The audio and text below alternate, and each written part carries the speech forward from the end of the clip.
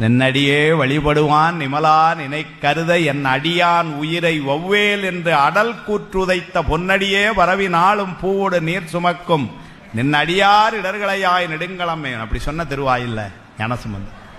அதனால என்னுடைய அடியான் அப்படின்னா சுவாமி வந்து அடியவருக்காக சார். காலனை காலால் கடிந்தான் அடியவர்காயின்னு அப்புறம் சொன்ன சிந்திப்பரியன சிந்திப்பவர்க்கு சிறந்து செந்தேன் முந்தி பொழிவன முக்தி கொடுப்பன. சுவாமியை சிந்திக்கிறதுங்கிறதுக்கு வந்து அரிதானது, ஏன்னா அது ரொம்ப உயர்ந்த பொருள். அதனால வந்து சிந்திப்பரியன. ஆனா அந்த வாய்ப்பு கிடைத்தவர்களுக்கு சிந்திப்பவர்க்கு அதுக்கும் அவன் திருவருள் வேணும். ஞானசம்பந்தர் திருக்கானப்பேர் தேவாரத்தில் ஒரு வார்த்தை சொல்வாரு, தலையால் வணங்குவார் தவமுடையார்களே.